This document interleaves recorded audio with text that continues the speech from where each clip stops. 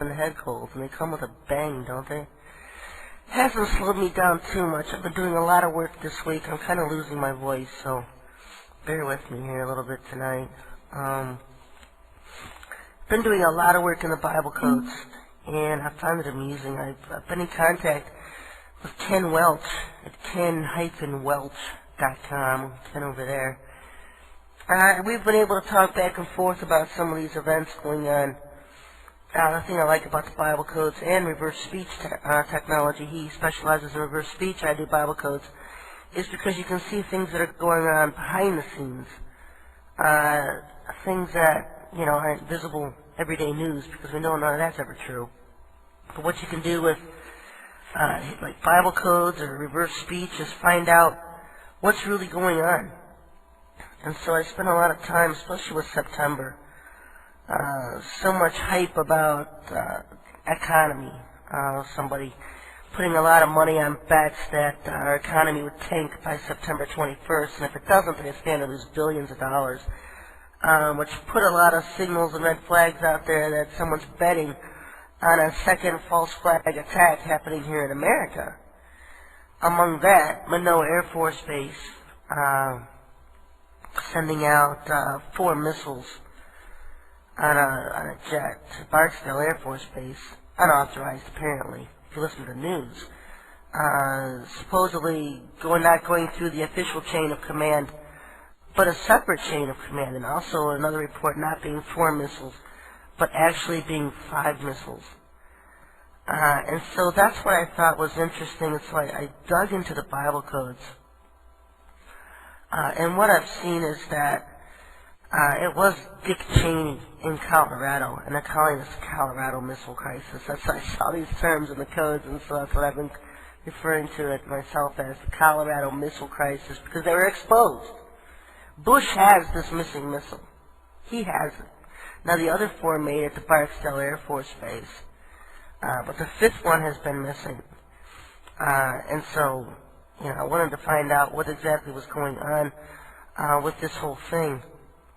And apparently, their false flag attack that they were going to have, I'm not sure what all it involved, but with this one missile, 3 of the terms that I could see with it was bridge, train, and jet. And so it seems to me, if I can read between the lines here a little bit, because the codes are telling me exactly what they're going to do, they give me some terms I can analyze. Some kind of a terrorist attack on a bridge, maybe, perhaps.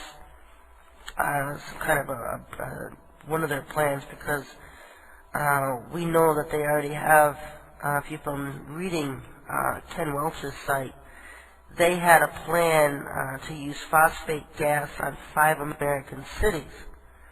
I found it interesting because in the Bible codes I always see anthrax. And I guess in their own reverse speech they've kind of dropped the bomb.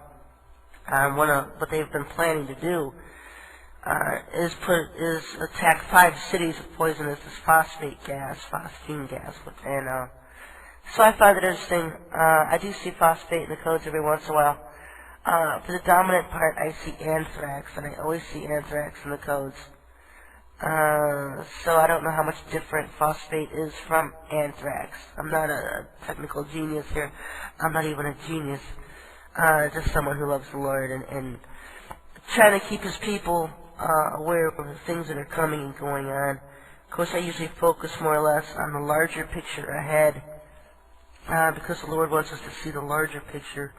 You can drive yourself nuts on the little details of getting there. And some of you find that fascinating, and I know that. That's why a lot of these websites have really picked up audiences over the years, myself included, and I haven't even posted codes in ages. I look at them, I don't post very many of them, which I should.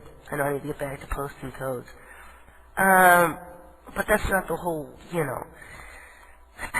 Yes, we can delay their attacks. I've seen that before. I know several years ago when I announced that they had plans to bomb Miami, and they were going to blame Damascus, and at the time, they were moving airplanes towards the Middle East on the Syrian border, and all of a sudden you didn't hear anything about that again, because they were exposed.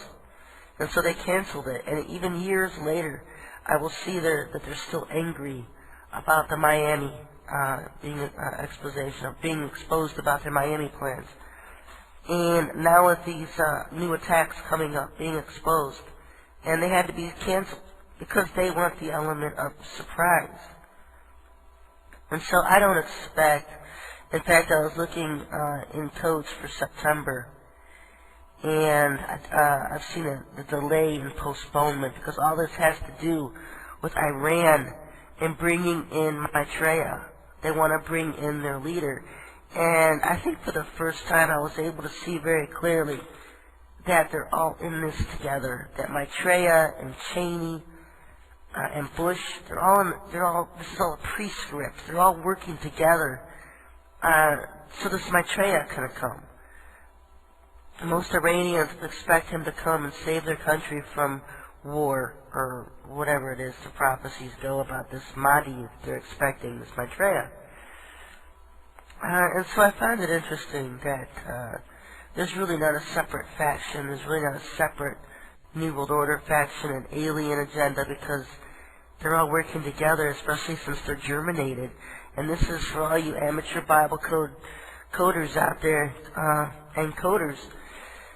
When you see the word germination, or germinated,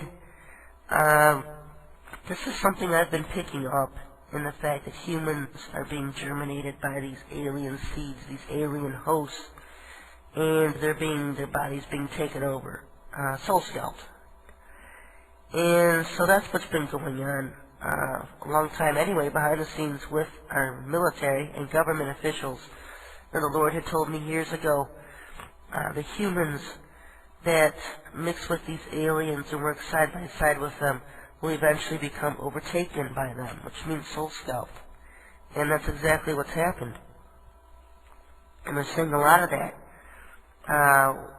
Some of the more glaring characteristics of these beings, I know the Bible calls it wheat and tares, and that these tares, these serpent seed lines, Cain seed line that I've been talking about for a while on our website, serpentseedline.com, where Cain's seed will grow alongside the Lord's seed, and you can't tell them apart. That's why they're called the wheat and the tares, because it's the angels themselves that separate the tares from the wheat at the end of the days. And if you listen to the Bible churches today, they want you to think it's the other way around, that the wheat are raptured and the tares are left here. And that's not the case, folks. The wheat are left here, and it is the evil that are taken off of the earth.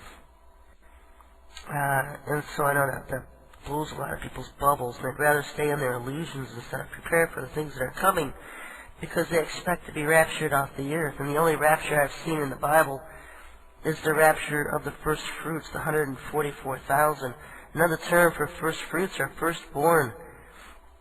And these firstborn are the elect, and these are angels at one time that have lived and served in heaven already with the Lord before, who have come to earth as humans in these last days to fulfill missions for the Lord. And you can read my articles on it, Angels in the Flesh. And the elect are the firstborn. And these are the ones the Lord will rapture shortly after the Antichrist comes to power, I believe, and send them back as a supernatural army. Most people want to know what's going to happen with the church itself.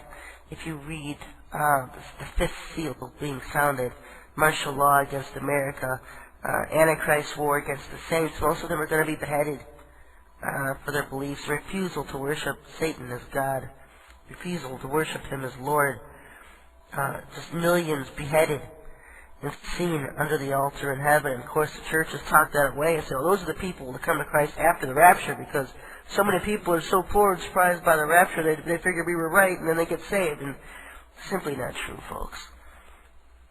The